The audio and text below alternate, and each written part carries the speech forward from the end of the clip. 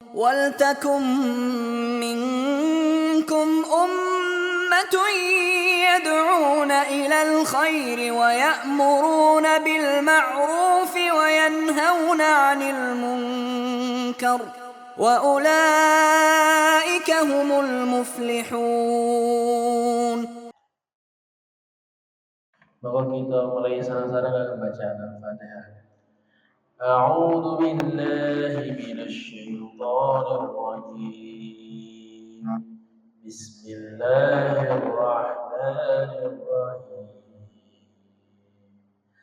Alhamdulillahi rabbil alamin. Ar-Rahmanir Rahim. Maliki yaumiddin. Iyyaka na'budu wa iyyaka nasta'in. Ihdinas siratal mustaqim. Shiratal ladzina an'amta 'alaihim ghairil maghdubi 'alaihim waladdallin. Amin. وَجَعَلْنَا ذُرِّيَّتَهُ هُمُ الْبَاقِينَ وَتَرَكْنَا عَلَيْهِ فِي الْآخِرِينَ سَلَامٌ عَلَىٰ نُوحٍ فِي الْعَالَمِينَ إِنَّا كَذَلِكَ نَجْزِي الْمُحْسِنِينَ إِنَّهُ مِنْ عِبَادِنَا الْمُؤْمِنِينَ ثُمَّ أَغْرَقْنَا الْآخَرِينَ وَإِنَّ مِن شِيعَتِهِ لَإِبْرَاهِيمَ إِذْ جَاءَ رَبَّهُ بِقَلْبٍ سَلِيمٍ إِذْ قَالَ لِأَبِيهِ وَقَوْمِهِ مَاذَا تَعْبُدُونَ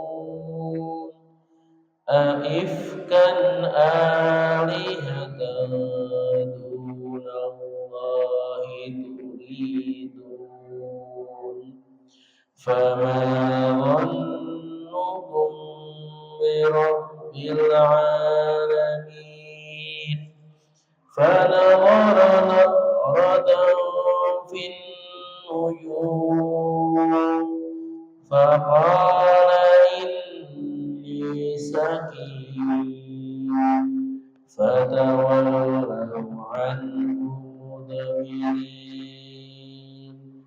فَرَاغَ إِلَىٰ آلِهَتِهِمْ فَقَالَ أَلَا تَأْكُلُونَ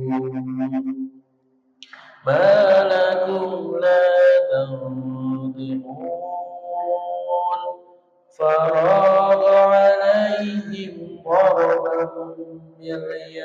بِالْيَمِينِ فَأَقْبَلُوا إِلَيْهِ يَزِفُّونَ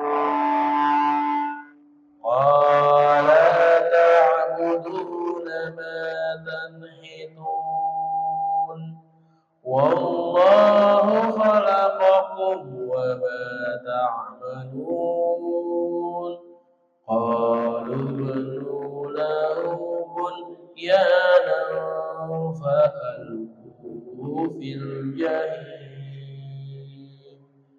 فَأَرَادُوا بِهِ كَيْدًا فَجَعَلْنَاهُمُ الْأَسْفَلِينَ وَقَالَ إِنِّي ذَاهِبٌ إِلَىٰ رَبِّي سَيَهْدِينِ رَبِّ هَبْ لِي مِنَ الصَّالِحِينَ فَبَشَّرْنَاهُ بِغُلَامٍ حَلِيمٍ فلما بلغ معه السعي قال يا بني إني أرى في المنام أني أذبحك فانظر ماذا ترى قال يا أبت افعل ما تؤمر ستجدني إن شاء الله من الصابرين صدق الله العظيم اللهم ارحمنا بالقرآن. Yang Allah sebelum kita baca dari surat As-Saffat ayat 77 sampai ayat 102. Ini Mas Haryati ini kedon kiri-kiri pripun ya Mas? Dipendekke kok dhuwur banget.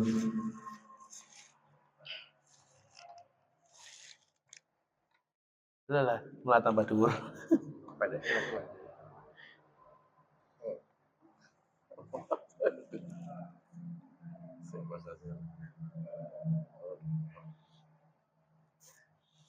Lah mau dhuwur banget.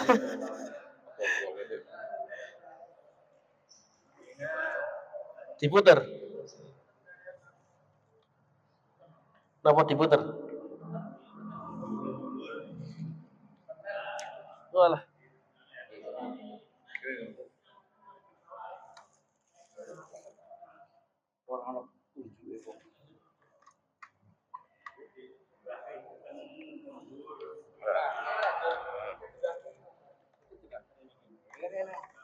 Kalau mentarik medun. Ya, sama-sama. Niki napa perdana minggu sing make ya biasa. Biasanya meja kayu enak-enak iki ana pere, ana puterane, ana gawe bingung. Ora ono kok nyamlah. Allah maringi rezeki ya saged beli meja kursi baru. Lah niki nganyari ceritane nggih. Pengguna pertama nih, bagian pertama kali memakai ya Allah, insya Allah ngincing-ngincing saya ngaji bahwa pengisinya bisa lebih nyaman duduk di kursi dengan meja, mengisi bisa lebih enak. Mau kita bahas bersama-sama. Nah, maka di ayat 77 ini sebenarnya mulai dari ayat 75 ya, mengisahkan tentang kisahnya Nabi Nuh alaihissalam. Bagaimana di dua ayat sebelumnya Allah menceritakan ya Nabi Nuh itu sudah berdoa memohon kepada Allah supaya diberi keselamatan, supaya kaumnya yang sudah balok, yang sudah ngeyel, yang nggak bisa dibilangin lagi itu diazab semuanya. Akhirnya Allah mengabulkan doa Nabi Nuh dengan menenggelamkan seluruh orang-orang kafir dan menyelamatkan Nabi Nuh dan umatnya dengan kapal. Kemudian ayat selanjutnya ayat 77, wa ja'alna, dan kami jadikan dzurriyyatahu, keturunannya, yaitu keturunannya Nabi Nuh, humul baqin, mereka lah orang-orang yang melanjutkan keturunan. Maka maksudnya di sini adalah bahwa umat-umat ya penduduk bumi setelah Allah itu menurunkan azab banjir besar, itu semuanya berasal dari keturunannya Nabi Nuh. Kalau dalam salah satu cerita itu pernah dikisahkan Nabi Nuh itu yang putranya itu yang selamat ada 3. Nah nanti dari 3 itu ada yang nanti jadi keturunannya orang Afrika, ada yang jadi orang putih, orang Arab dan orang Kaukasia, ada yang jadi orang Asia yang kulit kuning gitu bahasanya gitu.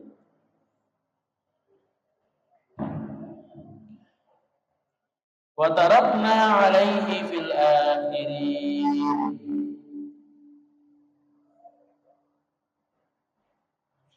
Maka kami abadikan untuk Nabi Nuh ujian di kalangan orang-orang yang datang kemudian. Ya, maka di sini bahwa Nabi Nuh ini Allah janjikan sebagai nabi yang dimuliakan, dijadikan sebagai nabi ulul azmi yang pertama, yang selalu dipuji-puji, selalu dikenang oleh umat-umat setelahnya. Salamun ala Nuhin fil alamin. Maka kesejahteraan kami limpahkan atas Nuh di seluruh alam. Maka ini menjelaskan tentang bagaimana besarnya ujian dan doa kepada Nabi Nuh, ya, sehingga beliau itu dipuji, dimohonkan keselamatan, dimohonkan kesejahteraan oleh seluruh umat. Inna, sesungguhnya kami kadzalika seperti itu najzi, memberi balasan al-muhsinin kepada orang-orang yang berbuat kebaikan. Allah menerangkan seperti inilah Allah memberikan balasan bahwa memang orang-orang yang baik Allah akan berikan kemuliaan. Yang namanya kemuliaan itu bukan berarti hartanya banyak, bukan berarti jabatannya itu tinggi, tidak seperti itu, tidak selalu seperti itu. Tapi salah satu balasan kebaikan yang Allah janjikan bagi orang-orang yang berbuat baik, maka insya Allah namanya itu akan dikenal oleh orang-orang selanjutnya dan dikenal sebagai orang yang mulia, yang akan selalu didoakan, yang akan selalu disanjung-sanjung dengan perkataan yang baik. Innahu, sesungguhnya dia Nabi Nuh itu min, termasuk bagian ibadina, dari hamba-hamba kami al-mu'minin, yang beriman. Summa aghraqnal akhirin, maka kemudian kami tenggelamkan golongan-golongan yang lainnya. Jadi setelah Allah selamatkan Nabi Nuh dan kaumnya, yaitu orang-orang yang beriman kepada Allah, yang tidak syirik, maka mereka yang musyrik, yang tidak mau beriman, yang tidak mau naik ke kapal, maka Allah tenggelamkan semuanya, sehingga tidak ada lagi yang tersisa. Maka inilah bagaimana kisah Nabi Nuh alaihi salam, ya, perjuangan beliau berdakwah kepada umatnya, ya, ketika sudah berabad-abad mengajak kepada tauhid, mengajak kepada kebenaran, tapi kaumnya tidak ada yang mau taat, tidak ada yang mau mendengarkan. Akhirnya Allah turunkan azab kepada mereka. Kemudian di ayat selanjutnya, ini sudah menceritakan kisah yang baru, yaitu kisah mengenai Nabi Ibrahim alaihissalam, juga termasuk ulul azmi. Jadi Nabi ulul azmi itu ada 5, yaitu yang pertama Nabi Nuh, yang kedua Nabi Ibrahim, yang ketiga Nabi Musa, yang keempat Nabi Isa, yang kelima Nabi Muhammad SAW. Ini 5 nabi yang kenapa kok dikatakan ulul azmi? Karena cobaannya, ujiannya itu lebih berat, ya. Tesnya itu lebih besar dibandingkan nabi-nabi yang lainnya, dan kesabarannya itu sangat luar biasa. Nah, Nabi Ibrahim ini juga punya kalau Nabi Nuh kan tadi ujiannya kan berdakwah sampai berabad-abad, sampai ratusan tahun tapi pengikutnya masih sedikit. Nah, kalau Nabi Ibrahim ya punya ujian yang lain juga. Bagaimana beliau itu ketika berdakwah, ayahnya itu tidak mau ikut dan bahkan meninggal dalam keadaan kafir. Bagaimana diusir dari diusir dari kaumnya, kemudian diuji dengan tidak mendapatkan putra dalam waktu yang lama. Ketika sudah mendapatkan putra, disuruh ditinggalkan di padang pasir. Sudah selamat, ketika besar disuruh nyembelih. Begitu banyak cobaannya, begitu besar ujiannya. Ayat 83. Wa inna, dan sesungguhnya min syi'atihi, dari golongannya, yaitu golongannya Nabi Nuh, la Ibrahim, adalah Ibrahim. Maka apa maksudnya kok Nabi Ibrahim itu dikatakan sebagai golongannya Nabi Nuh?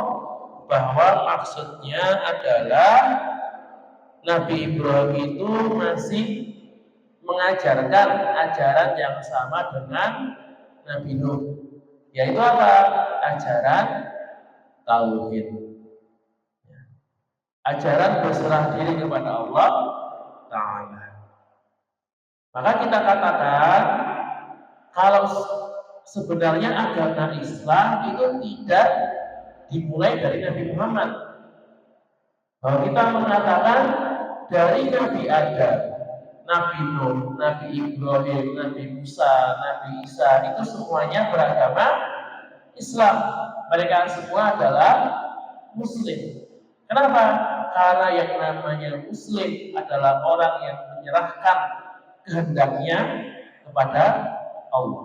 Orang yang menyerahkan dirinya kepada Allah, yang menundukkan dirinya di bawah aturan dan larangan Allah Ta'ala. Inilah definisi dari Muslim. Maka semua Nabi adalah orang yang paling tunduk kepada Rabb-nya dan mengajarkan umatnya untuk patuh dan tunduk hanya kepada Allah Ta'ala. Dan semua dakwah para rasul itu sama, mengajarkan tauhid, mengajarkan untuk mengesahkan Allah Ta'ala. Maka ketika kita mendustakan satu rasul, maka sejatinya kita telah mendustakan seluruh ajaran rasul-rasul yang lain, karena ajarannya sejatinya sama semua. Kemudian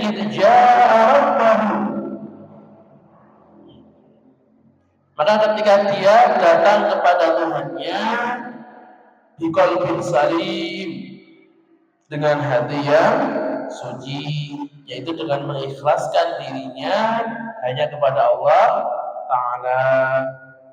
Maka Ibnu Katsir menjelaskan, Ibnu Abbas radhiyallahu anhu berkata bahwa yang dimaksud dengan qalbun salim, hati yang bersih ini adalah hati yang tahu ya bahwa Allah itu adalah benar, ya, bahwa Allah itu adalah Esa, adalah Tuhan yang sebenar-benarnya, dan bahwa kiamat itu pasti akan datang dan Allah itu pasti akan membangkitkan orang-orang dari kuburannya. Kemudian Al-Hasan menambahkan bahwa qalbu yang salim adalah hati yang bebas dari kesyirikan. Dan Allah mengatakan bahwa hati yang baik adalah hati yang tidak menghina, yang tidak mencela. Ini beberapa makna dari hati yang baik. Jadi bisa kita katakan ketika Nabi Ibrahim datang dengan qalbun salim adalah beliau itu benar-benar yakin kepada Allah, benar-benar mengesahkan Allah, tidak terjatuh kepada kesyirikan, dan hati yang berbuat baik, yang peduli dengan sesamanya. Itqala, kemudian ketika Nabi Ibrahim berkata li abihi kepada ayahnya, wa qaumihi dan kaumnya, madza ta'budun, apakah yang kau sembah itu? Aifkan alihatan, apakah engkau menghendaki kebohongan dengan sesembahan dunallah selain Allah, turidun yang kau kehendaki. Maka di sini Nabi Ibrahim ketika mendapatkan wahyu dari Allah, memulai dakwahnya dari keluarganya, dari ayahnya, kemudian kepada kaumnya.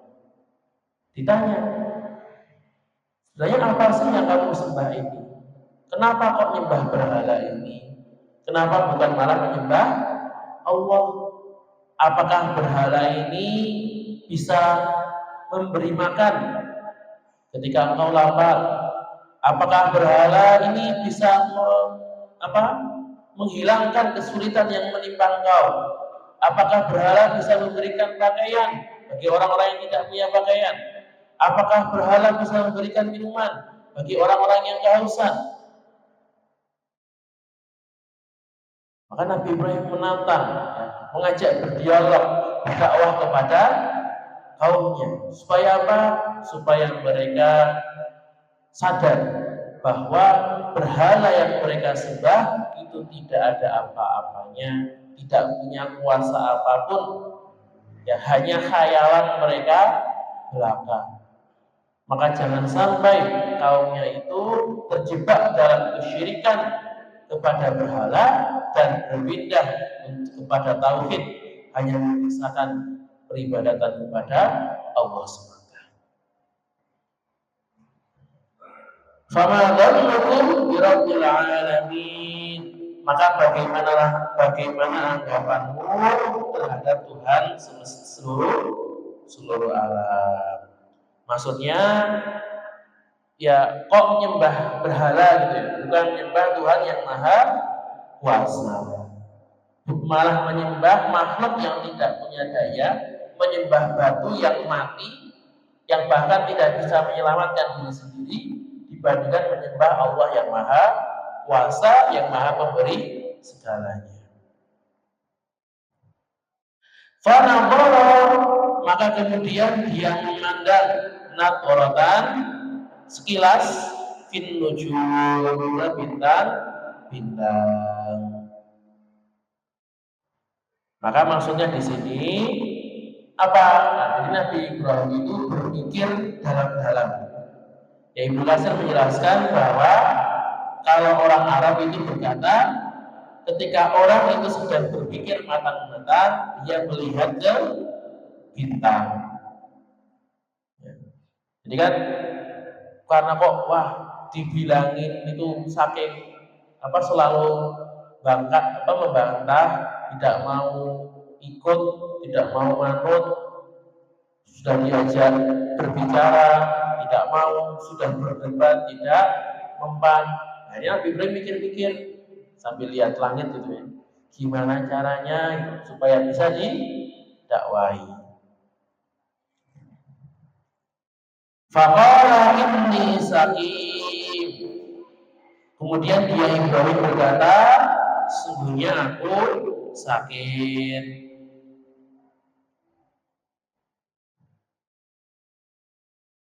Malakun lata fatawallahu anhu mudbirin, lalu mereka berpaling dari dia dan pergi meninggalkannya. Jadi ini menceritakan kisah Nabi Ibrahim, menceritakan kisah di mana saat itu ada perayaan, ada hari raya di mana seluruh kaum itu keluar untuk berpesta, ya untuk bersenang-senang. Itu keluar kota. Nah, maka Nabi Ibrahim itu pura-pura sakit supaya bisa tidak ikut acara tersebut. Akhirnya semua kaumnya pergi semua, kotanya kosong, kepada Tuhan mereka menyelinap masuk ke tempat peribadatan. Jadi tempat peribadatan mereka itu sama kayak mil sekarang ya, ada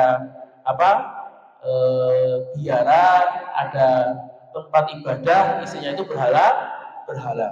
Nanti yang paling depan itu berhala paling besar, kemudian di sekitarnya itu ada berhala-berhala yang lain. Ya kalau sekarang kita mau lihat kayak di candi-candi gitu kan, kan lihat kayak candi Borobudur itu kan paling atas ada yang paling gede, kemudian bawah ada patung-patung yang kecil-kecil.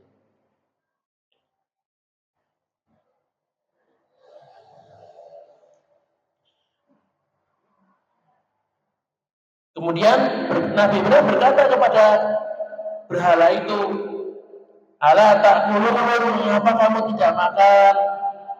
Karena kan biasa kalau orang berhala itu ngasih sesajen. Enggak dulu, enggak sekarang sama gitu. Setiap ada berhala pasti ada persembahannya. Maka Ibrahim mengatakan, "Loh, ayo berhala, ini loh sudah dikasih makanan, kenapa kok enggak dimakan?" Malakum la mantiqun, dan mengapa kamu tidak menjawab? Ini saya ngomong itu kok tidak jawab. Sebenarnya Nabi Ibrahim juga tahu ini berhala itu tidak akan jawab. Ini bahasanya ini sarkas ya. Ingin menunjukkan bagaimana berhala itu tidak berdaya, tidak punya kekuatan apapun ya, apalagi untuk disembah. Faragha alaihim darban bil yamin. Maka lalu dihadapinya berhala-berhala itu sambil memukulnya dengan tangan kanannya. Maka di ayat lain dikatakan memukulnya dengan menggunakan kapak ya.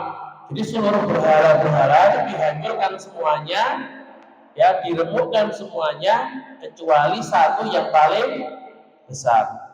Kemudian yang paling besar itu dibiarkan dan kapaknya itu ditaruh di lehernya, digantungkan seperti itu. Akhirnya Nabi Ibrahim itu kembali menyelinap, balik ke rumahnya.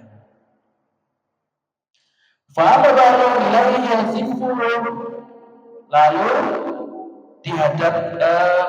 kemudian mereka kaumnya datang bergegas kepadanya. Ya.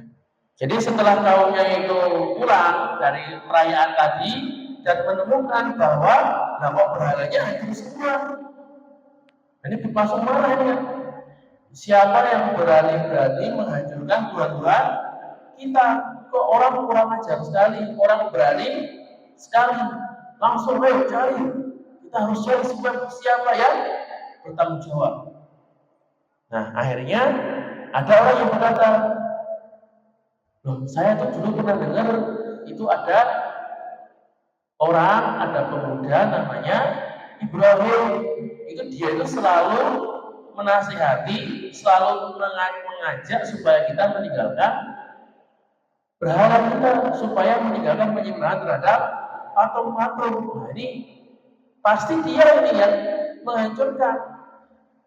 Kan yang punya motif, yang punya modus dia. Akhirnya dipanggil dia. Nah, Nabi Ibrahim langsung disuruh datang, disidang bareng-bareng ya, di hadapan Raja Namrud dan pembesar-pembesarnya dan seluruh kaumnya.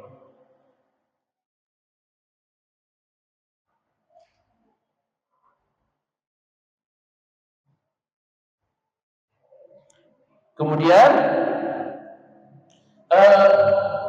kaumnya itu bertanya kepada Nabi Ibrahim, "Wahai Ibrahim, ini kamu bukan yang menghancurkan berhala itu? Jujur saja, nggak usah bohong. Kamu kan yang menghancurkan." Nah, Nabi Ibrahim menjawab, "Wahai kaumku, itu bukan saya yang menghancurkan. Itu yang menghancurkan itu berhala yang paling besar itu. Nah, itu buktinya kapaknya itu ada di berhala. Itu saya yakin berhala itu cemburu, berhala itu iri. Kok ada berhala yang lain yang disembah? maka dia ingin, wah supaya saya saja yang disembah, maka berhala-berhala yang lain saya hancurkan. Itu jawabannya Nabi Ibrahim. Maka orang-orang yang kaumnya pada menjawab, wahai Ibrahim, kamu waras gak sih? Kamu apa? Kamu bisa mikir atau enggak? Kok berhala itu kamu katakan bisa cemburu, bisa bergerak, bisa menghancurkan berhala yang lain? Itu kan nggak masuk akal. Ini kamu yakin orang yang waras, bukan orang gila toh? Kok percaya seperti itu? Kok mengatakan hal seperti itu? Nah, Nabi Ibrahim menjawab, qala ta'buduna ma tanhitun. Lalu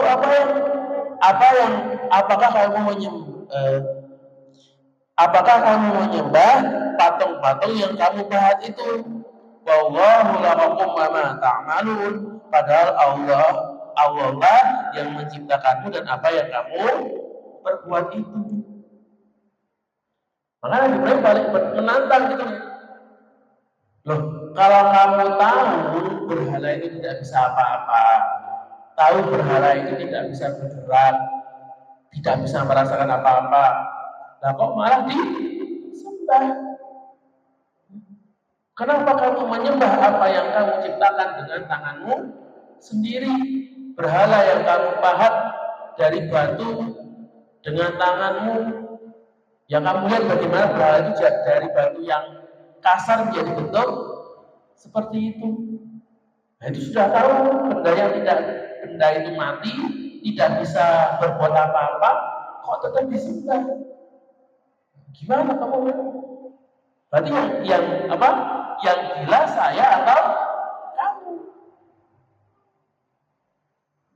Akhirnya pada terdiam. Jadi ikut mikir. Nah, akhirnya benar ya? Kok saya nyembah berhala gitu? Ya nggak bisa apa-apa. Terus apakah kemudian jadi beriman? Ternyata tidak. Karena kadang-kadang namanya orang kafir itu walaupun sudah tahu itu benar, walaupun sudah tahu perbuatannya salah, karena gengsi, karena tidak mau dikatakan salah, karena kesombongannya, tetap tidak mau mengaku salah. Maka apa yang mereka berbuat? Qalu lahu bunyanan fa'alquhu fil jahim.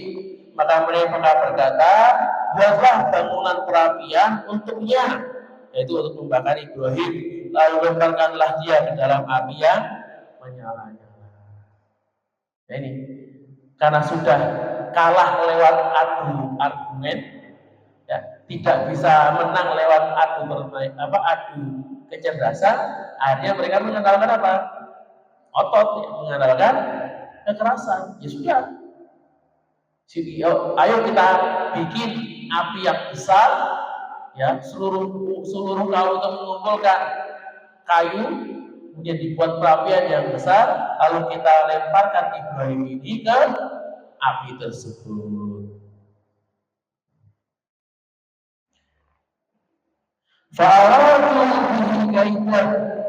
Maka mereka bermaksud memperdayainya, yaitu dengan membakarnya. Faja'alnahu asfalin. Namun Allah menyelamatkannya, lalu kami menjadikan mereka orang-orang yang hina. Jadi walaupun Nabi Ibrahim itu dibakar oleh kaumnya, alhamdulillah Allah itu menyelamatkannya. Itu menjadikan api itu dingin dan tidak mencelakakan Nabi Ibrahim. Tapi perlu kita tahu, ketika Nabi Ibrahim itu mau dilempar ke api, itu Nabi Ibrahim nggak tahu akan dingin, nggak tahu akan selamat, tidak tahu. Yang Nabi Ibrahim itu tahu apa? Bahwa saya ini melaksanakan perintah Allah, maka Allah lah yang akan menyelamatkan saya. Allah lah yang akan memberikan rahmatnya. Apakah nanti dia akan mati kebakar atau diselamatkan oleh Allah?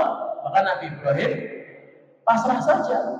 Kalau mati masuk surga, kalau selamat ya hidup mulia. Isyariman au syaitan.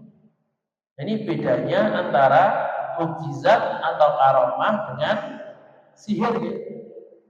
Kalau karomah atau mukjizat itu datangnya bukan karena Nabi itu ingin, bukan karena wah saya pengen seperti ini lalu jadi seperti itu, enggak. Tapi ketika ada kejadian sesuatu, kemudian Allah berikan suatu hal yang istimewa, suatu hal yang luar biasa. Beda sama sihir. Kalau sihir, yaitu orang itu bisa berbuat hal-hal yang menakjubkan tapi dengan sesuka hatinya. Maka kalau kita mendapati ada bahasanya syekh atau wali yang mengaku punya karomahnya apa? Bisa terbang, bisa jalan di air. Kemudian karomahnya itu bisa dilakukan kapan saja, setiap saat, maka perlu diketahui itu bukan karomah, itu sihir. Dia cuma sihir tapi ditutup-tutupi dengan karomah.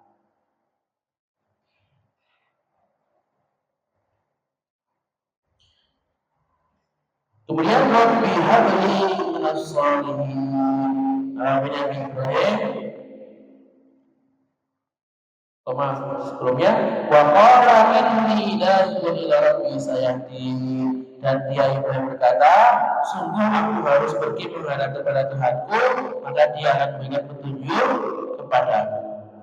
Jadi setelah akhirnya dibakar itu, Nabi Ibrahim hijrah pergi ke negeri yang lainnya sesuai dengan apa yang sudah ditunjukkan, dihidayahkan oleh Allah.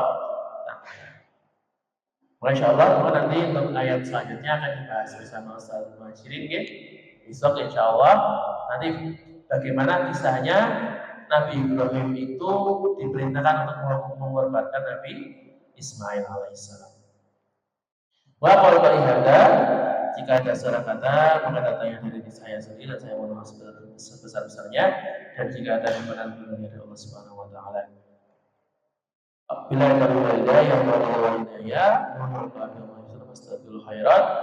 Subhana rabbika rabbil izzati amma yasifun wa salamun alal mursalin walhamdulillahi rabbil alamin. Wassalamualaikum warahmatullahi wabarakatuh. Bahwa sebelum kita berbuka, kita membaca doa basmalah bersama-sama terlebih dahulu. Bismillahirrahmanirrahim. Ya doa menjelang berbuka puasa. Allahumma laka sumtu wa bika amantu wa ala rizqika afdaltu dhahabat tamat wa nadaranya urub dan sabadal ajru insyaallah. سبحان ربك رب العزة عما يصفون وسلام على المرسلين والحمد لله رب العالمين. صدق الله العظيم.